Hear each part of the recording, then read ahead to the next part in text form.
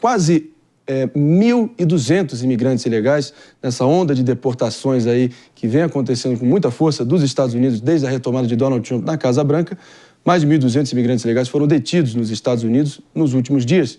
Segundo a Agência de Imigração e Alfândega Americana, esse é o maior número de imigrantes presos em um único dia desde o início desse segundo mandato de Trump na Casa Branca. Segundo o jornal The Washington Post, um dos principais dos Estados Unidos, o governo teria estabelecido uma meta diária de 1.200 a 1.500 prisões diárias, mas isso não foi confirmado oficialmente. Enquanto isso, o governo está aí estabelecendo uma meta diária, definindo aí pelo menos um alvo para poder talvez ser mais cirúrgico e também ter sequência aí nos projetos ambiciosos de deportação dessa galera ilegal. Como é que você está vendo aí, Pepe? Porque, enfim, mais um daqueles casos, fortes emoções, ódios e paixões, sentimentalismo, propaganda. O que é fato, o que é fake para você?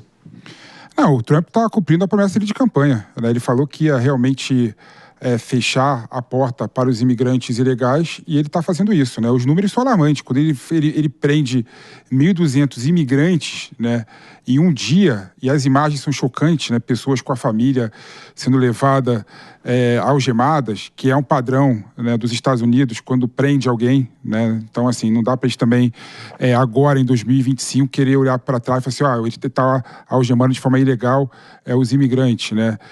Então, ou seja, o Trump está cumprindo a promessa de campanha. E o que me torna... E não dá para uma pessoa que tem um mínimo senso de humanidade ver essas imagens e não ficarem abismados, incomodados com a situação dos imigrantes ilegais que saíram de países pobres, né, da América Latina e do mundo e buscaram condições melhores nos Estados Unidos, que era um país que tinha uma abertura muito grande para imigrantes. Se perdeu.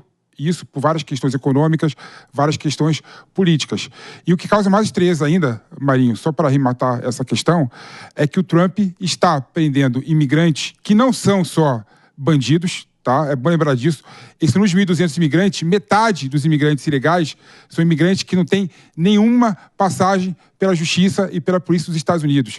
Então esse argumento que fala, tem que mandar imigrantes ilegais que são condenados pela justiça embora os Estados Unidos mesmo, tá certo, Trump, não é por aí, não é essa linha. E o caso mais estranheza, Marinho, é que muitas das prisões estão sendo feitas em igrejas, escolas e hospitais, que são aqueles ambientes que supostamente são necessários para as pessoas levarem seus filhos, levarem os seus entes queridos, caso tenha alguma doença. Ou seja, um momento de deficiência e de carência, o governo Trump faz esse tipo de expediente como nunca foi visto antes na humanidade. Claro que esse combate à imigração ilegal é um pilar do discurso do Donald Trump, mais incendiário, mais assertivo, mais espalhafatoso para alguns.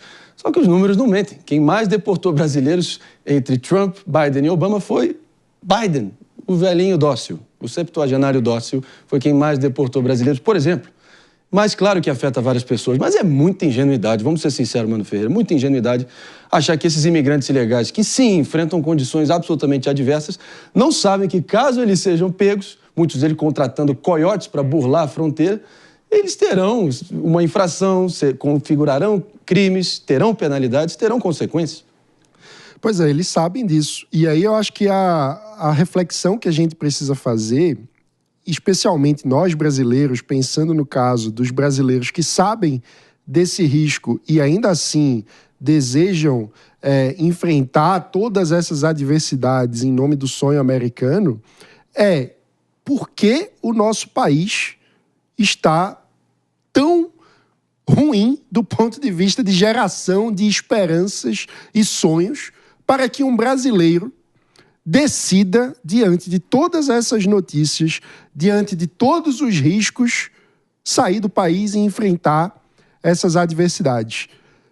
A comparação é o que mais devia nos chamar essa atenção. Claro. Porque milhares de brasileiros estão achando melhor se sujeitar ao risco dessas humilhações, desse tratamento com falta de dignidade, do que tentar continuar melhorando de vida no Brasil. Então, no fim das contas, o ponto que eu acho que a gente precisa parar para refletir é por que estamos abrindo mão de fazer do Brasil um lugar melhor, mais próspero, que seja capaz de despertar esperança dos brasileiros. Por que nós estamos nos contentando com tão pouco? Por que estamos conformados em fazer do Brasil aquilo que sempre foi, o eterno país de um futuro que não chega? Eu acho que isso é um ponto essencial para a gente refletir.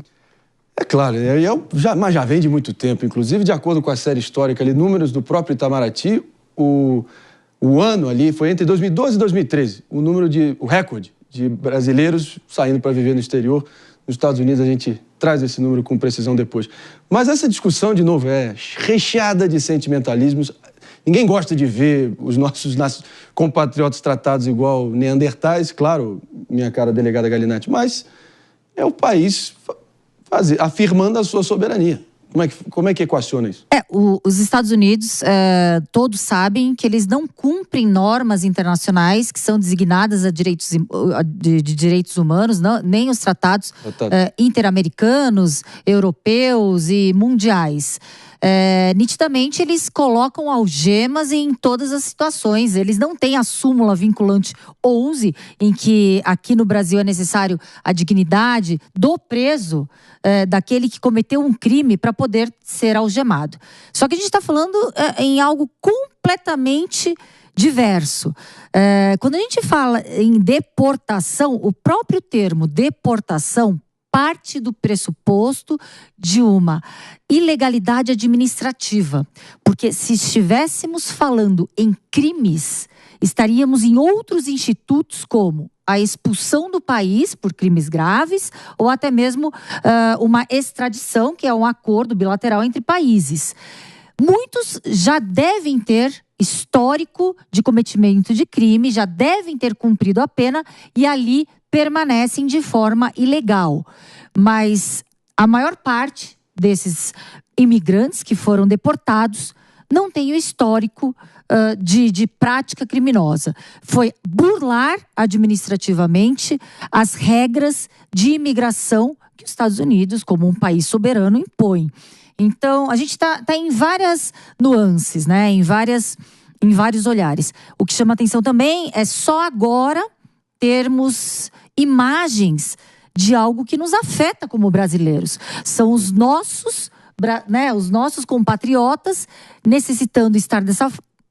Claro, conclua, por favor. Os nossos compatriotas, igual o Mano falou, precisando ir para outro país, ser humilhado dessa forma e voltar de forma como se fosse um animal, um gado, algemado nos pés e nas mãos. Então é algo que realmente choca quando a gente visualiza, principalmente por não terem praticado crimes.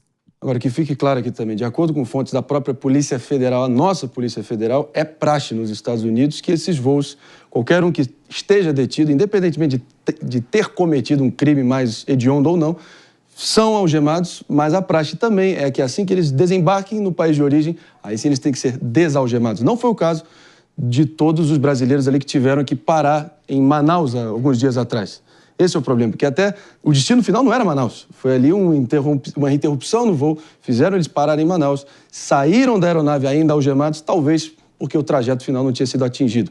Mas aí, a ver, tecnicalidades, tem que entender o que realmente vale na prática.